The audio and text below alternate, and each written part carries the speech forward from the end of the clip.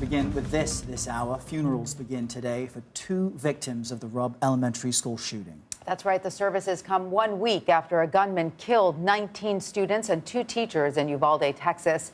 Services will be held today for 10-year-old students Amerie Jo Garza and Maite Rodriguez. A number of other memorials are being held for victims today, with their funerals happening every day over the next 2 weeks.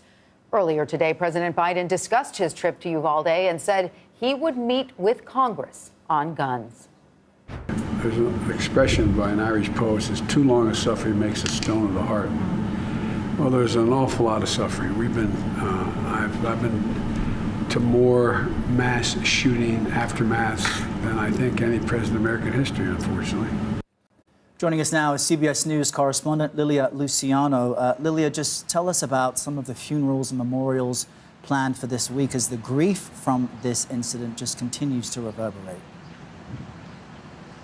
That's right, Errol. It's grief met with just frustration over all of the details that keep coming out regarding the investigation into the police response. But of course, the main thing happening right now is the community coming together. As you mentioned, there's going to be several funerals held today. 2 funerals. Today is the funeral of Maite Rodriguez and Amerie Jo Garza. There's also visitation for Jose Flores and Nevaeh Bravo. Jose Flores, those of you who've been watching our coverage, is the 10-year-old whose sister we interviewed last week, who told us, Andrea Herrera, who told us that she was in a different room and heard the gunshots. His stepmom told us she felt guilty because she had the kids. That morning there was an honor ceremony for celebrating Jose's grades, and the kids wanted to go out and celebrate for lunch, and instead she told them to stay in school. We keep gathering all these details about these children's lives, about their families' lives. As you mentioned earlier, there are 2 weeks ahead of us of funerals. We have teachers like Eva Mireles, who's going to have her funeral on Friday, as well as Annabelle Rodriguez too is going to have her funeral on Friday. For the teacher, I believe is because the family wanted for the students to have all of their funerals on the week leading to that. We know all of these people walking are leaving flowers and stuffed animals and messages of love and support at the memorial. But just down the street, to my left, just a block down, is where Hillcrest Memorial is. That's where a lot of funerals are taking place. They're not allowing media anywhere near, and of course we're very respectful of that. This is the time for the families to mourn with their community. But we know that a local florist has been donating flower arrangements. There's also a local a casket maker who has donated 19 caskets for the 19 children with details that are particular to those children's likes and tastes. It's just the most painful experience a community can undergo, and it's something that we witness over and over as we walk through the memorial, as we hear the neighbors, and as we talk to our own colleagues who've been talking to these families for now a week. Lilia, I was there with you, of course, not too long ago, standing where you are right now, and I still feel viscerally the pain of that community. But I can also see that behind you, there seem to be a lot more people getting access to that memorial at the school. Have police taken down the police tape? Are they allowing people now to come in? Yeah, absolutely. That happened over the weekend. A lot of people came from Houston, from San Antonio, from all over to pay their respects. And this was barricaded until yesterday. And then now they're allowing, traffic and car access. And that's one of the things that, I keep also, and you and I have talked about this, off camera, is it's so important to tell these stories, to be here for those families, to offer that platform, to remember the lives of these children as their families want to. But it's also very difficult, to stay on the ground and continue to feel like you're imposing on a community that is really tiny, that only has 2 funeral homes and is handling all of those funerals and memorials. So the footprint of the media has definitely waned at this point.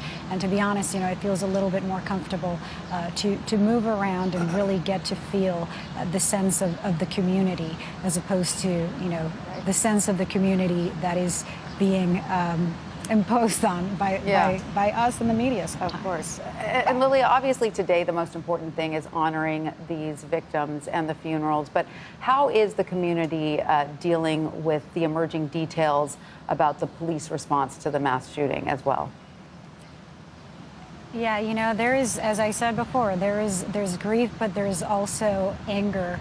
There's a demand for accountability.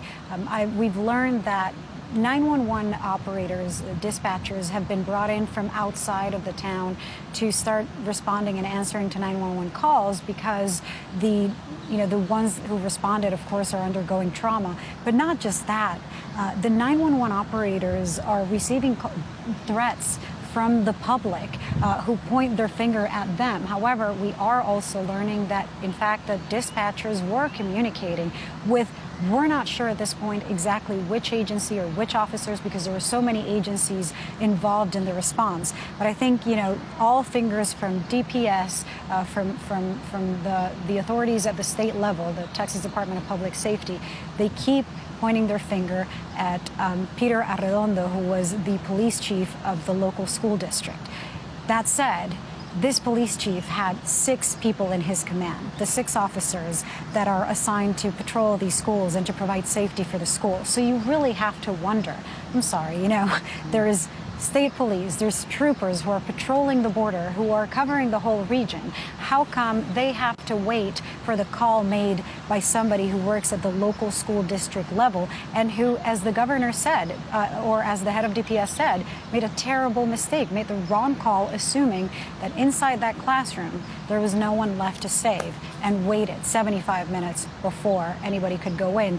And even at that point, it was Border Patrol who decided to not wait any longer and open the door and stop the shooter on his tracks. And of course, we know that journalists continue to push for answers and ask these difficult questions. Tanya and I were speaking before the program about how difficult it is for journalists to both feel like you're imposing on a community, but also amplify the story so that we all continue to remember.